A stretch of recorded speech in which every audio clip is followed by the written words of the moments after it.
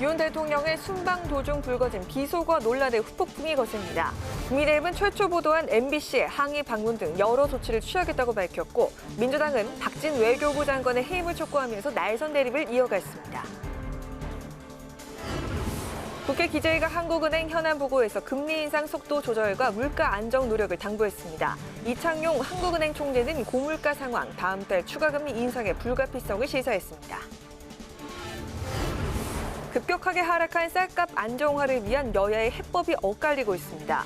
국민의힘은 당정 협의를 통해 역대 최대 규모인 45만 톤을 매입하겠다고 밝혔는데, 민주당은 쌀 시장 격리 의무화를 법에 규정해야 한다는 입장입니다. 뉴스앤 파워 인터뷰, 오늘은 제35대 이광재 국회 사무총장과 함께 국민의 국회, 정쟁보다 정책 중심의 일하는 국회로 거듭나기 위한 국회 사무처의 계획과 포부에 대해서 들어봅니다.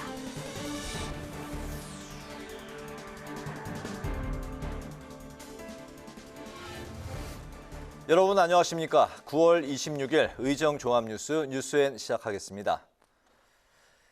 윤석열 대통령의 해외 순방에서 불거진 비속어 논란으로 여야 공방이 전면전으로 치닫고 있습니다. 국민의힘은 관련 내용을 최초 보도한 MBC에 대한 법적 조치와 민주당과의 유착 의혹까지 제기하며 총력 대응에 나섰는데요. 더불어민주당은 국민 여론을 호도하지 말라고 비판하며 대통령이 결단하지 않으면 박진 외교부 장관의 해임 건의안을 발의하겠다고 압박했습니다. 강민지 기자입니다. 윤석열 대통령이 순방 기간 불거진 비속어 논란에 처음으로 입장을 밝혔습니다. 사실과 다른 보도로서 이 동맹을 훼손한다는 것은 국민을 굉장히 위험에 빠뜨리는 일이다. 나머지 얘기들은 먼저 이 부분에 대한 진상이라든가 이런 것들이 더 확실하게 밝혀져야 된다고 저는 생각합니다. 동맹 훼손과 진상 규명에 방점을 찍으며 사실상 이번 논란을 정면 돌파하겠다는 의지로 풀이됩니다. 국민의힘은 관련 영상을 최초 보도한 MBC에 집중 포화를 퍼부었습니다. MBC가 사실관계 확인도 없이 조작 왜곡 방송을 했다고 비판하며 법적 조치 등 강력 대응에 나선다는 방침입니다. MBC의 행태는 이대로 도저히 두고 보기 어려운 상황입니다. MBC에 대해서는 항의 방문과 경위, 해명 요구 등 우리 당이 취할 수 있는 여러 조치들을 취해 나가겠습니다. 특히 민주당 박홍근 원내대표가 언론 보도 전 비속어 논란을 공개적으로 언급했다며 민주당과 MBC 간 정언유착 의혹을 제기했습니다. 반면 더불어민주당은 윤 대통령이 진솔한 사과 대신 언론을 겁박하는 적반하장식 발언을 이어갔다고 강하게 비판했습니다. 이어 이번 순방 총책임자인 박진 외교부 장관 등 외교 참사 책임자들의 전면 교체와 해임 건의안까지 언급하며 공세 수위를 높였습니다. 윤석열 대통령이 만약 오늘까지도 결단을 내리지 않는다면 민주당은 무너진 국민 신뢰를 회복하고 대한민국 외교 정책을 바로잡기 위해 내일 외교부 장관 해임 건의안을 발의하겠습니다. 여당이 제기한 정언유착 의혹에는 공식적으로 문제 제기를 하라며 법적으로 확실하게 책임을 물어 의혹을 밝히겠다는 입장을 내놨습니다. 정의당 역시 대통령실의 해명과 여당의 옹호까지 총체적 참사가 벌어졌다며 외교 라인의 즉각 경지를 요구해 대통령 비속어 논란을 둘러싼 여야의 진실 공방은 더욱 격화될 전망입니다. 국회 방송 강민지입니다. 고금리, 고환율, 고물가 이렇게 삼중고로 표현되는 글로벌 경제 위기 상황. 국회 기획재정위원회가 한국은행을 대상으로 현안 보고를 받았는데요. 이창용 한은 총재에게 기준금리 인상 여부와 관련한 여야 의원들의 우려가 쏟아졌습니다. 이 총재는 높은 물가 상승률을 고려해서 금리 인상 가능성을 열어뒀는데, 환율 급등세 속에서 한미 통화 스와프에 대해서는 신중한 입장을 보였습니다. 보도에 태윤영 기자입니다. 기준금리를 논의하는 한국은행 금융통화위원회를 2주가량 앞두고 국회에 출석한 이창용 한은 총재. 관심사는 단연 기준금리 인상 여부였습니다. 여야는 가계부채가 누적된 상황에 기준금리마저 더 오른다면 서민들의 타격은 매우 클 것이라고 우려했습니다. 가계부채가 많은 문제이기 때문에 꼭 이렇게 저희가 물론 올려야 되겠지만은 같은 수준으로 올려야 되는지 이런 거에 대해서 좀 면밀히 검토해 주십사는 말씀을 드리고, 이 가계부채가 이렇게 누중된 상태에서 금리가 계속 오르게 되게 되면은 취약차주가 되게 위험에 빠지는 거 아니겠습니까? 그렇게 됐을 때는 금융기관의 신용 위험이 상승하게 되는 것일. 이 총재는 미국 기준금리 인상 등 대외 여건을 고려해 금통위에서 종합적으로 금리 인상 여부를 결정할 거라고 밝혔는데 당분간 높은 물가 상승세가 지속된다면 금리를 올릴 수밖에 없는 상황이라며 불가피성을 시사했습니다. 기본적으로는 저희 현재 물가 오름세가 5% 이상 6%로 더 오래 가게 된다면 금리를 올릴 수밖에 없는 그런 상황임은 다시 한번 말씀드립니다. 치솟는 환율, 외환시장 안정 방안으로 꼽혔던 한미 통화 스와프에 대해선 이 총장은 일단 신중한 입장을 내비쳤습니다. 우리나라 대외 부문 건전성은 지난 2008년 글로벌 금융위기에 비해 크게 개선된 데다 한미 통화 스와프로 부작용이 있을 수 있다고 밝혔습니다. 지금 마치 우리나라가 무슨 문제가 있는 것처럼 수합을 달라고 하면 어느 누구도 봐도 이 전제 조건이 맞지 않은데 한국이 왜 달라고 하냐. 오히려 더 부작용이 있을 수 있고 그런 상황일 때 얘기하는 것 자체가 저자세일 수 있습니다. 고물가에 대한 진단도 이뤄졌는데 이 총재는 우크라이나 전쟁 등으로 인한 에너지 가격의 영향으로 변동 가능성은 있지만 물가 상승의 정점은 10월이 될 것이라고 전망했습니다. 또 적어도 내년 상반기까지는 5%대의 높은 물가 상승률이 유지될 것으로 내다봤습니다. 국회방송 태윤영입니다. 최근 쌀값이 최대치로 폭락하자 정부 여당이 어제 당정협의회에서 쌀 45만 톤을 사들이겠다고 발표했죠. 민주당도 이를 환영했지만 문제는 근본적인 쌀값 안정화 방안을 놓고 여야 간 입장차가 엇갈린다는 겁니다. 민주당은 과잉 생산된 쌀의 시장 격리를 의무화해야 한다는 입장이지만 여당은 부작용이 크다며 반대하고 있는데요. 국회 농해수위에서 공방은 시작됐습니다.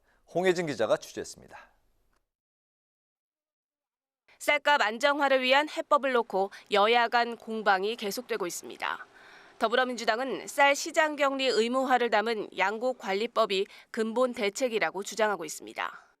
민주당의 양곡관리법의 핵심은 생산 조정, 그러니까 쌀이 생산되기 전에 여러 가지 통계 시스템과 또 이 예측 관측 시스템을 동원해서 국민들이 먹을 양만 생산하자. 하지만 국민의힘은 쌀의 과잉 생산이 심화되고 형평성에도 문제가 있다고 반대하며 전략작물 직물제를 도입해야 한다는 입장입니다. 생강, 마늘, 파, 무, 배추가 다 잉여 농산물이 나오면 정부가 매번 다 사줘야 되는 형평성의 문제가 있어요. 축사들 같은 경우 이게 많이 나오면 다 정부가 사줘야 돼요. 어민들은 가만히 있겠습니까? 해당 상임위인 국회 농해수위에서도 여야의 기싸움은 이어졌습니다. 민주당은 지난 15일 농해수위 법안 소위에 이어 오늘 전체 회의에서도 양곡관리법 개정안을 단독으로 상정했고 국민의힘은 즉각 안건조정위를 신청해 반격에 나섰습니다. 민주당은 개정안을 이번 정기국회 주요 입법과제 중 하나로 정할 만큼 처리 의지가 강합니다. 반면 국민의힘은 당 지도부가 대통령 거부권 행사 카드도 검토하겠다며 강력 저지 의사를 밝힌 상황이어서 법안 강행 시 여야 강대강 대치는 불가피해 보입니다. 국회방송 홍혜진입니다.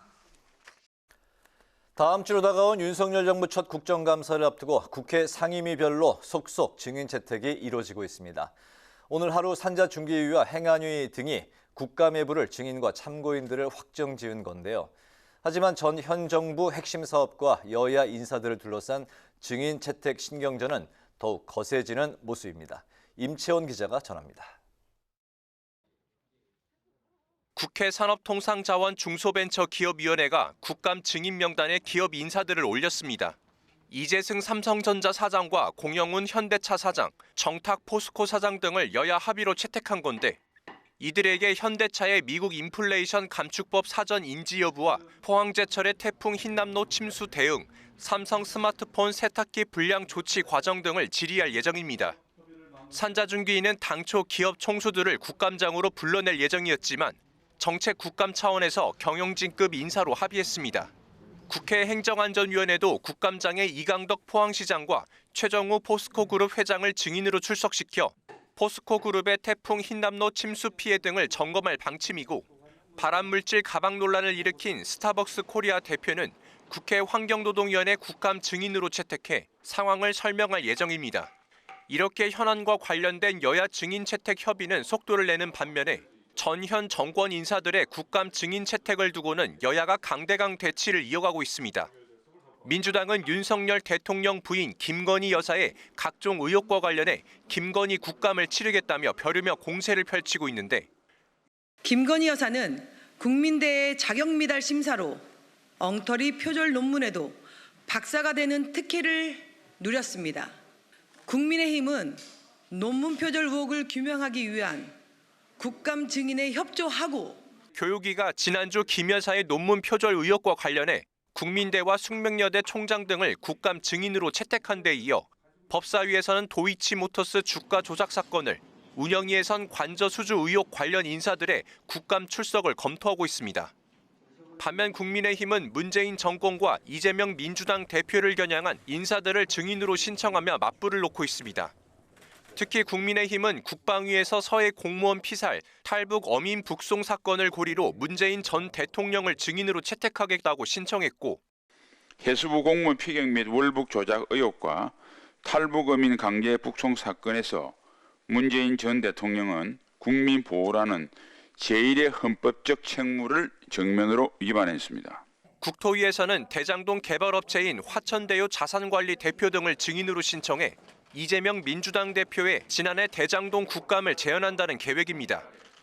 한편 여야 간사 간 증인 채택 협의가 원활하지 않을 경우 위원장이 안건 처리를 강행할 수 있는 만큼 다수 의석의 민주당이 위원장을 맡고 있는 상임위에서는 교육위처럼 야 단독으로 증인 채택이 이루어질 가능성도 높아 보입니다. 국회 방송 임천입니다. 국민의힘이 문재인 전 대통령과 더불어민주당을 향해서 정부가 바뀌더라도 남북 합의는 지켜져야 한다는 주장을 거두라고 말했습니다.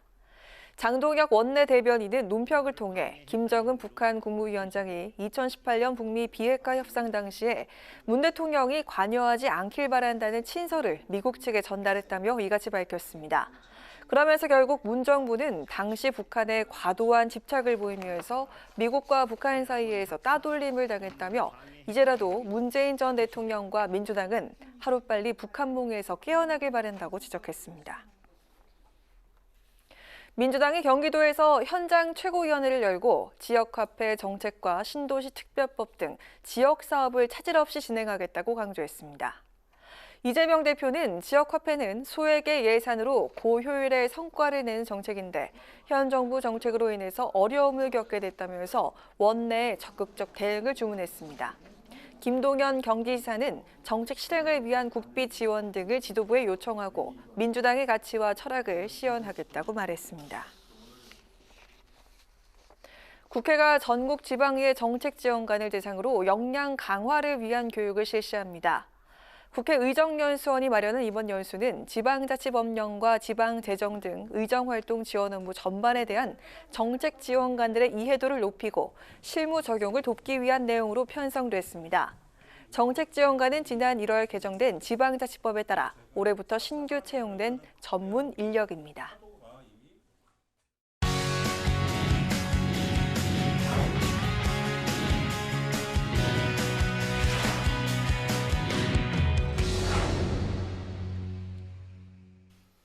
네, 오늘 이슈 분석 박재영 기자와 함께합니다. 박 기자 어서 오십시오. 안녕하세요. 네, 정기국회 개회 이후 거의 한 달 만에 여야 교섭단체 대표 연설이 이제 진행이 되는데 이번 주에 연설이 예정돼 있죠? 네, 그렇습니다. 이번 주 수요일과 목요일, 그러니까 이제 28일과 29일에 여야가 이제 교섭단체 대표 연설에 나섭니다. 네. 이 교섭단체 대표 연설 원래 지난 6일과 7일에 진행될 예정이었는데요. 국민의힘 당내 상황으로 두 차례 연기가 됐습니다. 이준석 전 대표가 낸 이 이제 법원의 가처분 인용으로 주호영 비대위원장의 직무 정지가 있었고 또 권성동 전 원내대표의 사퇴 문제로 미뤄진 건데요. 연설 순서는 원내 1당인 이재명 더불어민주당 대표가 28일에 하고요. 네. 29일에는 정진석 국민의힘 비대위원장이 연설을 준비 중인 것으로 알려졌습니다. 네, 28일에 민주당, 29일에 국민의힘. 이번 여야 교섭단체 대표 연설에 어떤 메시지가 담길 걸로 예상이 되고 있습니까? 네, 연설의 핵심 키워드를 좀 전망을 해보면 네. 이제 여야 모두 민생과 경제를 강조하지 않을까 싶습니다. 이재명 민주당 민주당 대표 같은 경우에는 이제 취임과 동시에 민생을 계속 강조해 왔는데요. 이 대표 연설을 통해서 민생을 위한 국가 정책 역할 등을 강조하고요. 동시에 국민의힘 당내 갈등 상황과 이 윤석열 정부의 초부자 감세 추진 등을 비판하면서 이 정부 여당과의 차별점도 부각할 것으로 예상이 됩니다. 정진석 국민의힘 비대위원장의 경우엔 민생을 내세우면서 집권 여당으로서의 면모를 드러낼 것으로 보이는데요. 이 경제 활성화를 위해 민주당과 반대로 이 법인세 인하와 종부세 완화, 이 규제 완화의 필요성 등을 언급할 것으로 전망이 되고 있습니다. 또 여소야대 정국인 만큼 이 민생을 위한 여야 협치도 강조할 것으로 예상이 됩니다.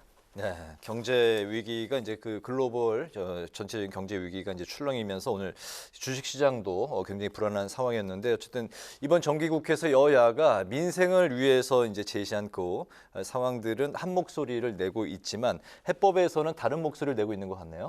그렇습니다. 이제 중점 입법 과제를 살펴보면 좀 차이가 나는데요. 네. 여야가 이제 정기국회에서 최우선적으로 추진할 법안을 선별해서 발표를 했습니다.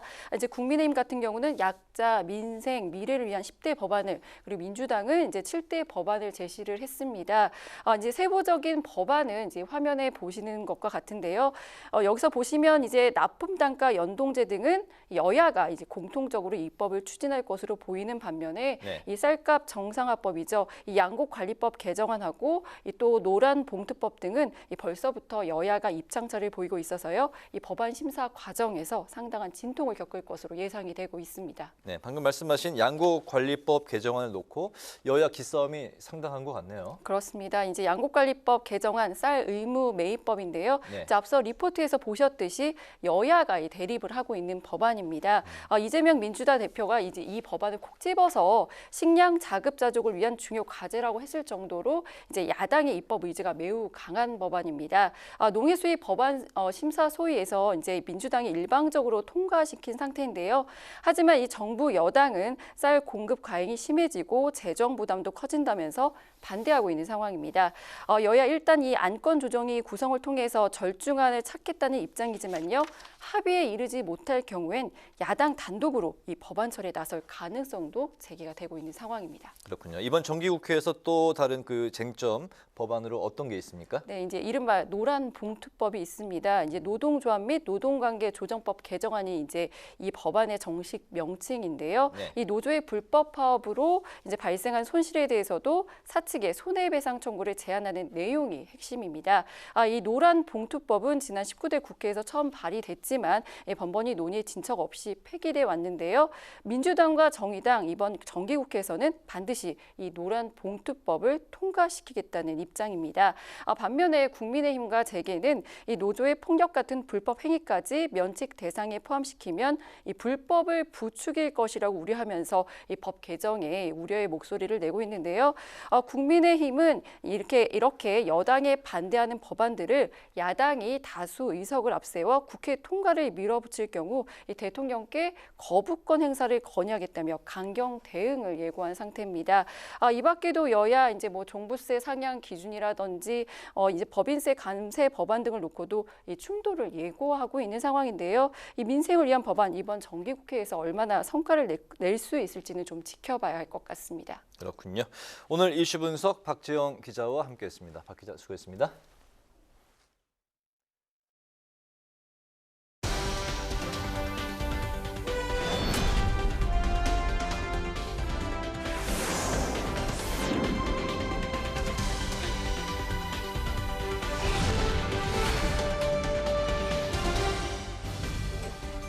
강하랑의 정치톡 시간입니다. 9월 26일 시선을 집중시킨 정치 뉴스 만나보시죠. 첫 번째 정치톡은 비속어 논란의 하락입니다. 윤석열 대통령이 지난 주말 영국, 미국, 캐나다 순방을 마치고 귀국한 가운데 국정 수행 지지율이 주초 36.4%에서 주말 32.8%로 내렸다는 여론조사 결과가 나와서 눈길을 끌고 있습니다. 리얼미터가 지난 19일부터 23일까지 닷새 동안 전국 만 18세 이상 남녀 2,533명을 대상으로 한 여론조사에서 윤 대통령 국정수행 긍정평가는 34.6%, 부정평가 62.2%로 나타났는데요. 직전 조사보다 긍정평가는 0.2%포인트 올랐고 부정평가는 1.0%포인트 떨어진 결과입니다.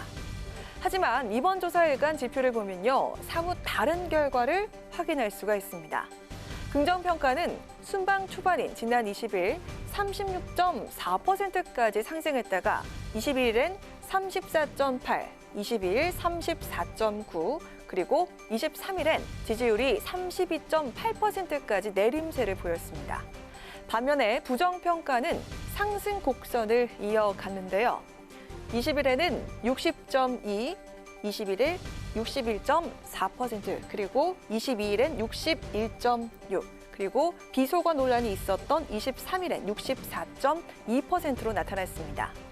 비속어 논란의 윤 대통령의 지지율이 주초에서 주말 4%포인트 감소했다는 걸 알 수 있는 그런 결과인데요. 여론조사 전문가들은 한미 정상회담 불발에 이어서 비속어 논란까지 더해지면서 지지율이 하락했다고 설명을 했고요. 이후에도 지지율은 더 하락할 수 있다는 전망까지 내놨습니다. 사실 이게 순방 논란이 불이 완전 꺼진 이슈가 아니다. 사실 국내로 무대를 옮기면서 2라운드가 또 준비하고 있는 상황이거든요. 사실 액면 드러난 수치보다도 더 깊이 빠질 여지가 다분히 있는 수치다. 윤석열 대통령 오늘 출근길에 기자들을 만나 해외 순방 기간 중 불거진 비속어 논란과 관련해서 사실과 다른 보도로 동맹을 훼손했다고 강조했습니다. 이어 이 논란이 국민의 생명을 위험에 빠뜨릴 수 있으며 이에 대한 진상을 밝혀야 할 것이라고 말했는데요.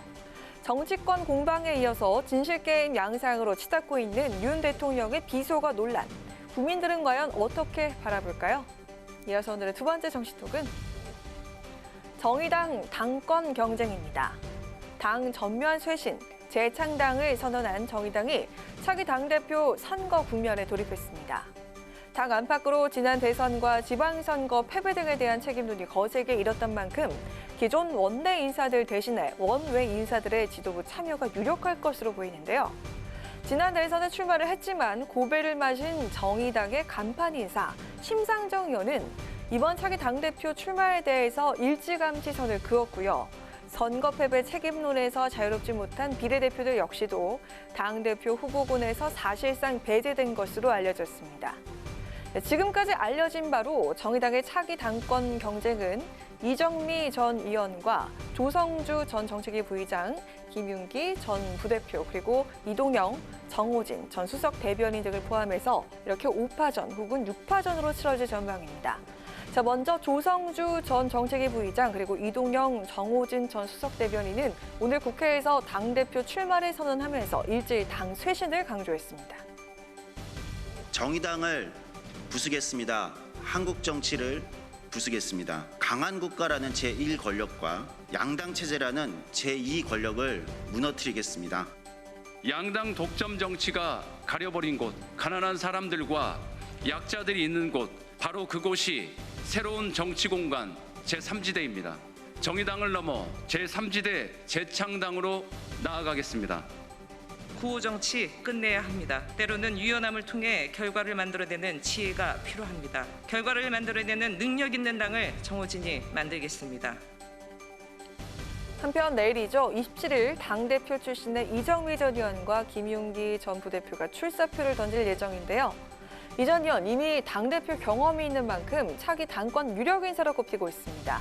다만 다른 후보들의 몇 명과 비주류 약진을 기대해야 될 당내 분위기 등을 보면 이번 정의당 대표 선거는 다자 구도를 형성할 것이라는 관측도 적지 않은 상황입니다.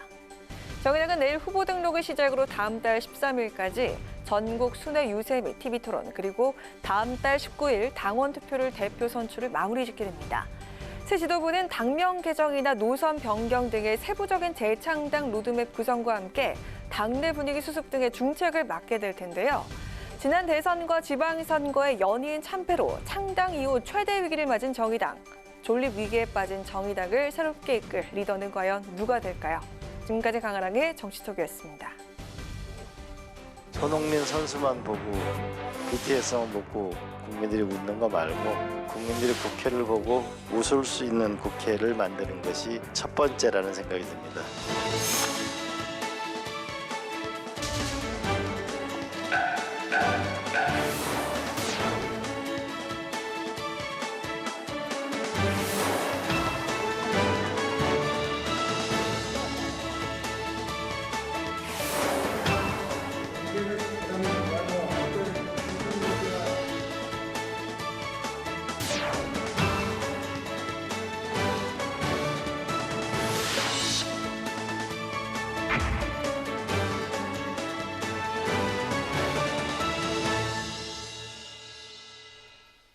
네, 이번 시간은 뉴스앤파워 인터뷰 코너입니다. 새로운 희망을 만드는 국회, 제21대 하반기 국회의 슬로건입니다. 국민의 국회, 정쟁보다 정책 중심에 일하는 국회로 거듭나기 위한 국회 사무처의 계획과 포부, 그 어느 때보다 뜨거운데요. 그 중심에 바로 오늘 초대한 이분이 계십니다. 네. 제35대 국회 사무총장인 이광대 총장, 오늘 특별히 자리했습니다. 어서 오십시오. 반갑습니다. 네, 반갑습니다, 총장님. 네, 반갑습니다. 제가 이제 이 방송을 작년 1월부터 했는데 작년 이제 2번 출연하셨고 한 번은 의원 자격이셨고 작년 11월에 이제 또 대선 출마 후보자 자격이셨고 올해는 또 다른 또 자격으로 나오셨습니다. 총장님의 뭐 굵직한 이력은 사실 뭐 더 설명할 필요가 없을 정도인데요. 청와대 국정상황실장 그리고 국회의원 3선 제35대 강원도지사 그리고 이번에 그 제35대 국회 사무총장으로 또 이제 돌아오셨습니다. 유독 그 숫자 35, 또 35와 이제 인연이 깊으신 것 같습니다. 국회 사무처 이제 수장을 처음 제의 받으셨을 때 그때 기분이 어떠셨고 또 이제 2달 정도 이제 지내셨는데 소회부터 좀 들어보겠습니다. 궁금합니다. 네, 강원도지사 선거 떨어지고 나서 이제 저를 많이 되돌아보는 시간이었는데 제안이 오셨고 좀 새로운 국회를 만들고 싶다는 말씀이 의장님한테 계셨어요. 네. 그래서 며칠 좀 생각할 수 있는 시간을 달라고 해서 또 새롭게 또 일하는 것도 좋겠다고 생각을 했고요. 지금 와서 일을 해보니까 이제 청와대 국정상황실장도 나라 전체를 한번 보는 거잖아요. 네. 그 이제 청와대는 행정부에서 보는 거죠. 근데 굉장히 그 젊은 시절에 하셨죠. 30대 후반 38? 정도. 네. 네, 네. 이번에 이제 다시 사무총장이니까 국회의 눈으로 대한민국 전체를 보게 되잖아요. 네. 그렇게 보면서 결국 인류 국회, 인류 정치가 나와야 인류 국가가 나오고 인류 정치가 돼야 결국 국민들이 행복한 삶이 오는 거다. 이걸 좀 확실히 만들어야 되겠다고 생각하고 있습니다. 네네. 네. 자, 우리 국회 직원들은 다소 진땀이 나겠지만 우리 국민분들은 환영할 만한 일이 있습니다. 바로 취미가요. 일이라고 들었습니다. 총장님. 취미가 네, 일이라고요? 취미가 일이다. 그래서 그만큼 국민에게 사랑받는 국회로 거듭나기 위해서 AS 국회를 만들겠다. 이렇게 말씀하셨잖아요. 소개를 좀 해주시죠. 일단은 그 AS 중에 보면은 이제 그냥 제가 지어낸 말인데 국민들이 화나잖아요. 국회 모습을 보면. 네. 앵그리. 예? 앵그리. 네, 그러지 말고 이제 좀 스마일. 아. 좀 웃는 국회. 국회를 네. 보면은 우리가 맨날 뭐 손흥민 선수를 골 넣으면 기쁘고 네. 이정재라는 분이 뭐 상 받으면 기쁘고 이제 그거 그만하고 정치를 봐도 이제 좀 기뻐야 국민들이 편안하지 않을까. 그래서 결국은 국민의 먹고 사는 문제. 그리고 또 하나는 국가가 좀 안전한 나라가 되는 거. 좀 그거를 좀 확실히 만들면 스마일 국회가 되지 않을까 싶고요. 네. 그다음에 또 하나는 문제를 만드는 국회가 아니고 문제를 해결하는 거. 국민들이 에스크 질문을 하면은 반드시 뭐냐면 거기에 우리가 솔루션을 가지고 네. 문제를 해결하는 국회를 만들고 싶은 게 저의 꿈이고 그래서 결국은 정책과 비전 그리고 사람을 가지고 새로운 희망을 만들고 싶습니다. 네. 그 총장님이 직접 다 그 아이디어로 그 5가지를 다 만드신 건가요? 예, 그 총장 제안을 받고 나서 제가 할 수 있는 일이 뭘까를 정리해 봤죠. 그랬군요. 나머지 AS도 좀 궁금한데 더 있죠? 하나는 이제 AI에 기반을 해서 스마트하게 일을 해야 되겠다. 네. 그러니까 제가 여시제라는 곳에 있어 보니까 대부분의 뭐냐면 우리가 검색하는 데 많은 시간을 쓰잖아요. 그래서 사실 국회 도서관이나 입법조사처, 예성정책처 어마어마한 자료가 있는데 이걸 전부 AI로 검색할 수 있도록 하고 세계 최정상에서 한 걸음 나가는 데서 솔루션이 나와야 결국은 미래가 있는 거 아닌가라는 생각을 하는 거죠. AI로 스마트하게. 네. 네 번째도 일하는 방식을 좀 바꾸자. 네. 그다음에 또 하나는 국민들한테 애프터 서비스를 잘하자. 진짜 AS인가요? 네. 그럼 또 하나는 네. 우리 국회 스스로가 에이스이면서도 또한 스타디하는 공부를 열심히 하는 그런 조직이 나날이 진화하는 조직이 제일 중요하다고 생각합니다. 네. 네, 저희 국회 제작진들도 좀 만들어 봤는데 국회 방송 제작진들이 고심을 해봤습니다.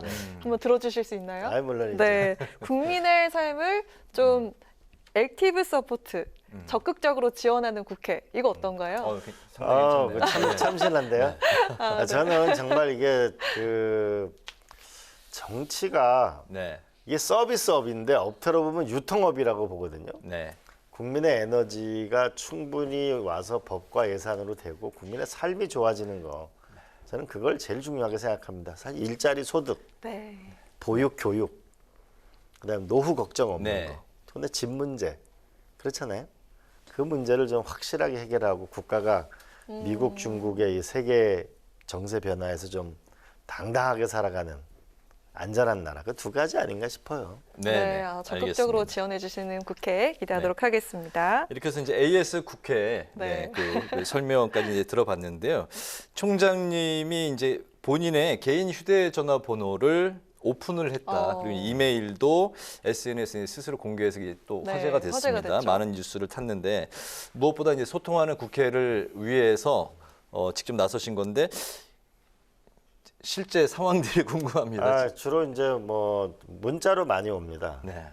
그러면은 문자로 온 거하고 이메일 온 거 중에 좀 정책적 제안 같은 거는 제가 이제 퇴근하면서 전화를 하고 그분을 우리가 비서실에서 보기도 하고 제가 보는 사람도 있고 그렇게 해서 문제를 좀 그 소통을 통해서 바꿔 나가려고 합니다. 그런 얘기 중에 재미있는 얘기는 최고의 복지는 승진입니다. 그래서 뭔가 이제 이 직렬 간의 문제를 좀 해결해달라는 것도 있고, 그 다음에 이 국회를 좀 근본적으로 국민에게 소통 구조를 바꾸자는 제안도 있고, 여러 가지 다양한 제안이 있습니다. 근데 이건 제가 강원도 도지사 시절에 이미 해봤어요. 이게 이제 아이디어가 올라가면 위에 그 간부가 이걸 좋은 아이디어는 자기가 갖고, 좀 이제 새로운 실험적인 거는 좀 안 하고 싶잖아요. 이제 그때 도지사 할 때 이걸 했는데, 그래서 매월 그 2개의 좋은 아이디어를 사례 발표를 하고 좋은 사례 발표한 사람은 나중에 인사 고과에 반영했습니다. 그러다 보니까 다양한 아이디어가 오는 것이죠. 그때 제가 아주 파격적이었는데, 만약에 법을 바꿔가지고 강원도의 예산을 제도적으로 안정적으로 넓힐 수 있는 사람이 나오면 이거는 제가 1계급 특진시켜준다는 적도 있어요. 그렇군요. 굉장히 그 다양한 아이디어 뱅크신 것 같습니다. 국회 사무처 홍보 소통 기능도 이번에 대폭 또 강화하셨다고요? 저는 많은 국민들이 볼 때는 국회는 맨날 싸우는 대로 알잖아요.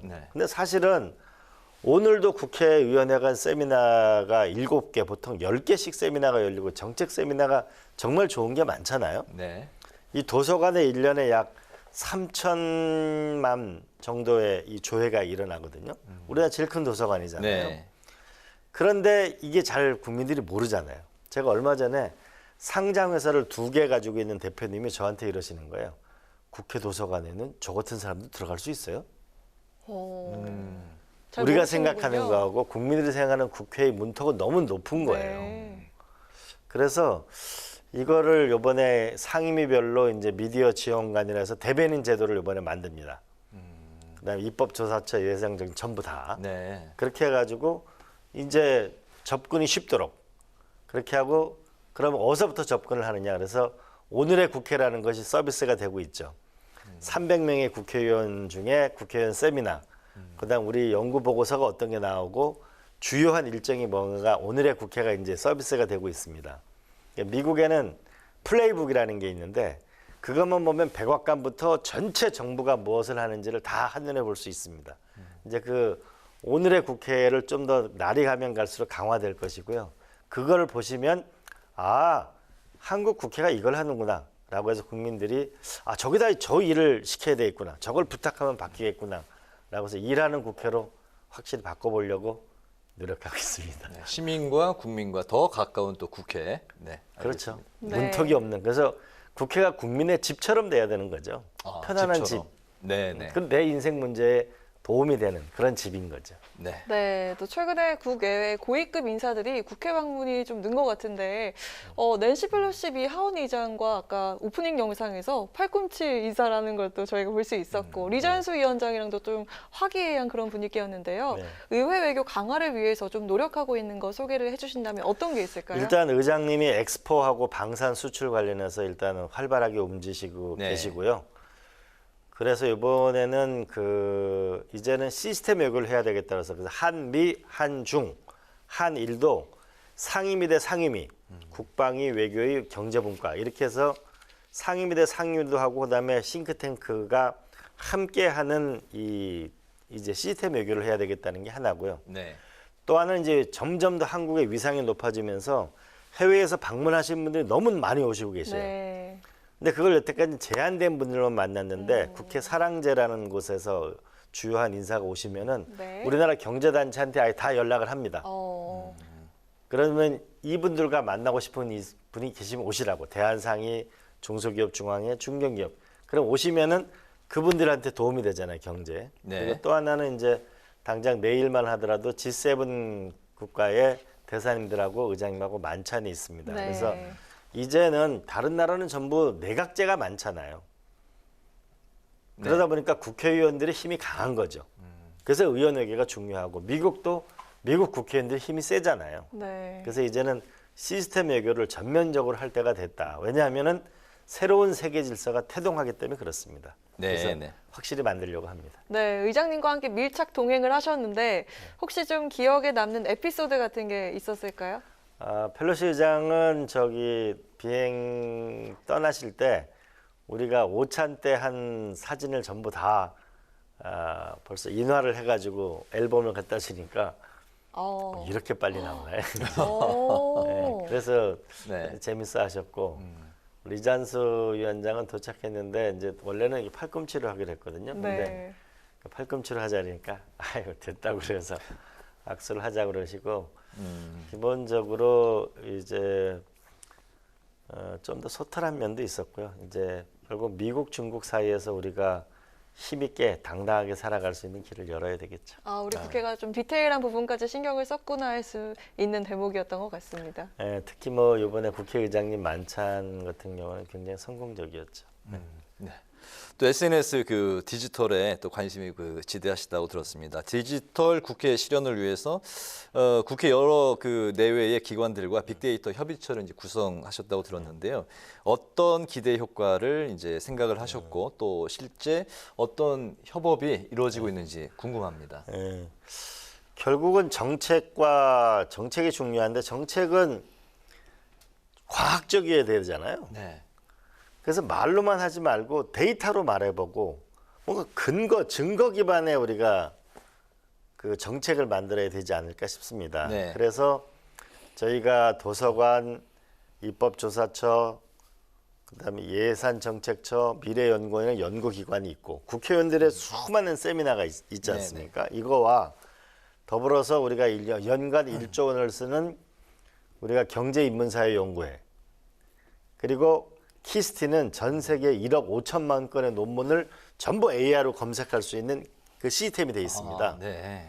그다음에 경제 관련된 통계를 갖고 있는 한국은행, 그다음에 재정정보원, 예산 관련 통계죠. 네. 또 하나는 국민들이 어떻게 사는가는 통계청까지 우리가 같이 협력을 해서 이제 데이터를 기반해서 도대체 저출산 고령화라고 그러면 어떤 게 가장 정확한 정책이냐, 세계 가장 선진적인 사례는 뭐냐.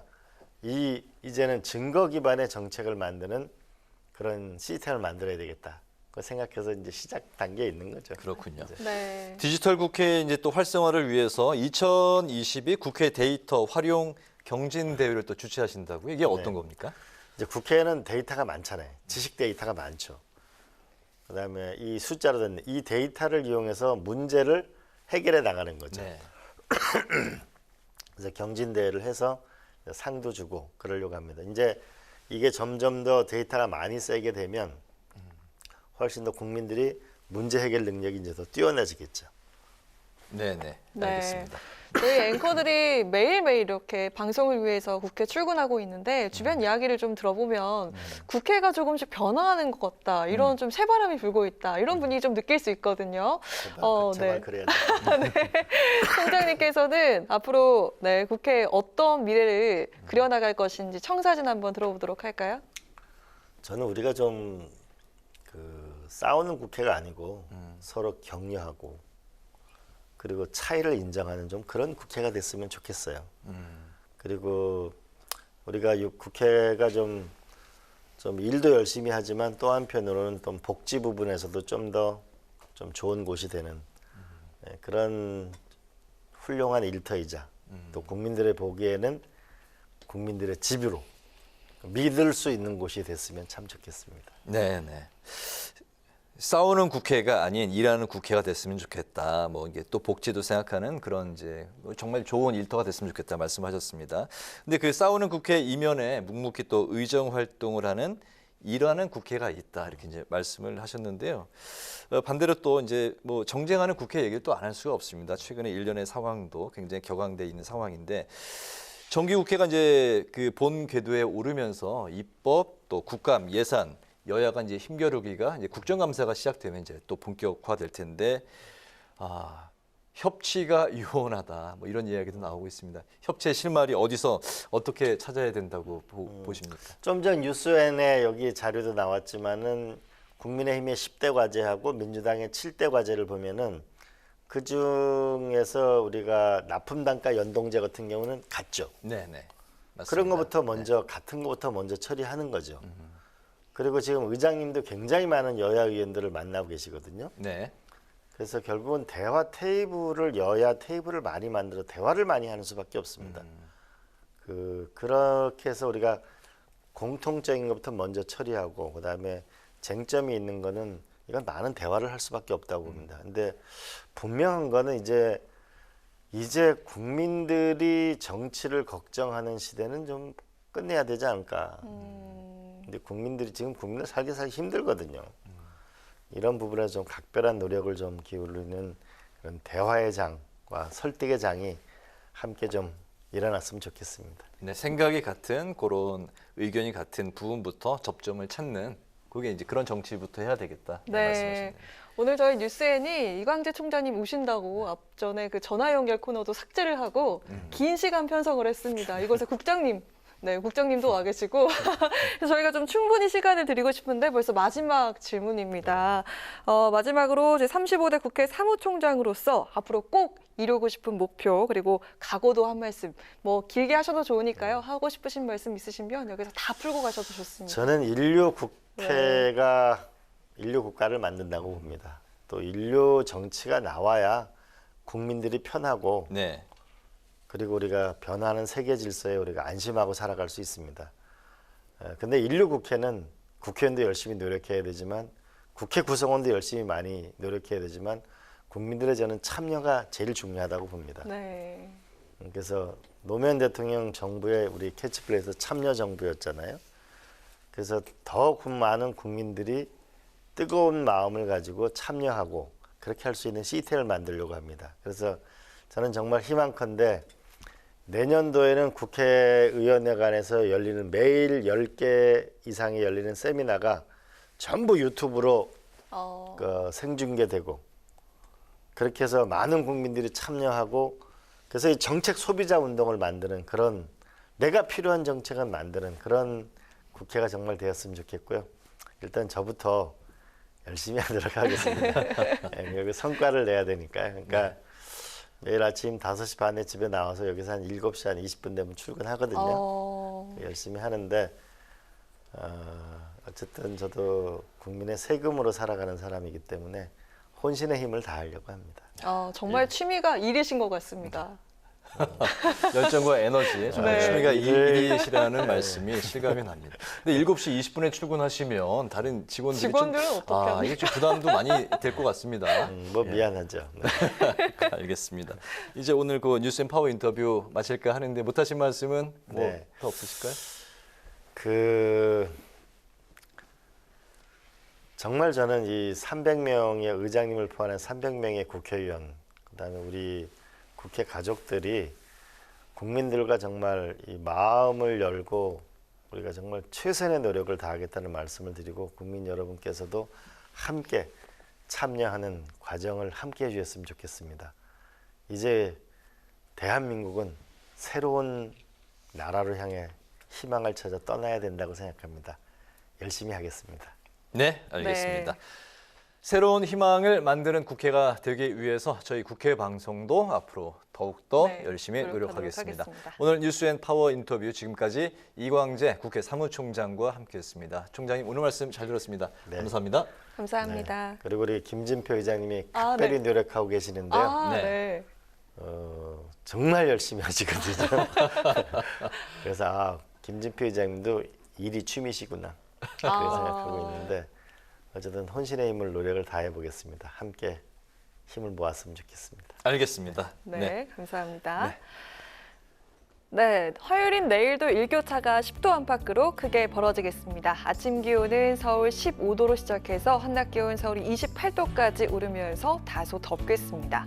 당분간 대체로 뚜렷한 비 소식 없이 맑은 날씨가 이어질 전망입니다. 네, 오늘 뉴스에는 여기서 마치겠습니다. 시청해 주신 여러분 고맙습니다.